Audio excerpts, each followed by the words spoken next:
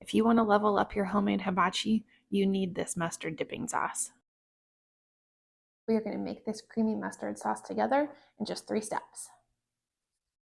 The first step is to add a couple tablespoons of sesame seeds to a dry pan set to medium heat and toast until they're golden brown.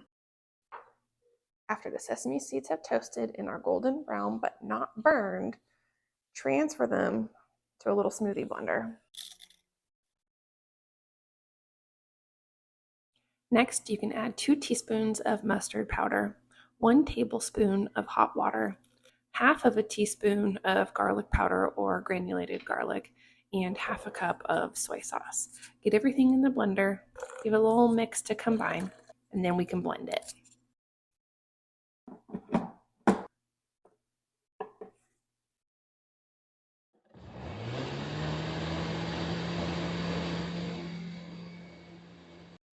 Okay, so next we're gonna gently warm up the cream. We're not gonna let it bubble and we're not gonna let it burn. We're just gonna warm it up a little bit.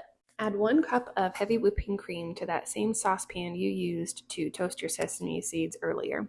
Then you can add in your blended mixture of soy sauce, sesame seeds, and mustard powder.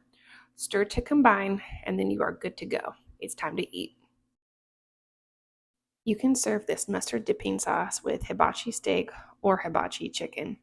For more hibachi recipes from me that are easy to make at home, make sure you click to subscribe and like this recipe so you can come back for more. If you happen to have any sauce left over, you can transfer it to an airtight container and keep it in the fridge for up to 4 days. If you guys are still with me, you might want to check out my recipe for hibachi garlic butter or my ginger dipping sauce. Thanks for watching, guys. See you next time.